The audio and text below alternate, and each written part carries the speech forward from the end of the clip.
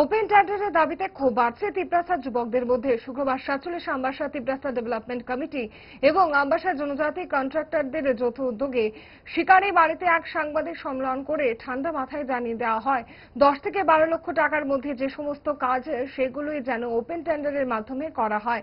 Open tender হলে contest করার সুযোগ থাকে, না পেলে কোনো দুঃখ নেই। কন্টেস্ট করার সুযোগই যদি না পাওয়া যায় তাহলে সেই বঞ্চনা থেকে ক্ষোভ থাকা স্বাভাবিক।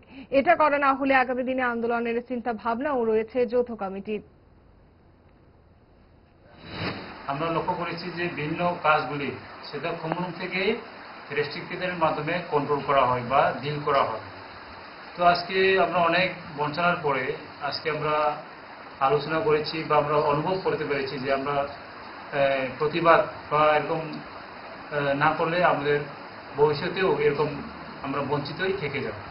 এই জন্য আমরা চাই যতগুলি কাজ হোক, ছোট হোক বড় হোক, যেটা আমাদের সাধ্যের মধ্যে আছে সেগুলি ওপেন টেন্ডার করা হোক, যেটা আমাদের ক্যাপাসিটির বাইরে। যেমন এখানে আমাদের আম্বাসা সাবজোনালের আন্ডারে আমাদের ম্যাক্সিমাম ক্যাপাসিটি 50 বা 60-70 লাখের মধ্যে আমাদের ক্যাপাসিটি আছে। এর উপরে 1 কোটি 2 কোটির কাজগুলো আমরা চাইও না। এগুলো রেস্ট্রিক্টেড করুক বা কী করুক, এটা ওনাদের ব্যাপার। কিন্তু আমরা যে ছোটো ছোটো 10-12 লাখ, 5 লাখ, 6 লাখ এই কাজগুলি যেন ওপেন করা হয়, এটাই আমাদের আপনাদের মিডিয়ার মাধ্যমে আমাদের বিভাগের কাছে এবং আপামর এডিসি প্রশাসনের কাছে আমাদের দাবি থাকবো।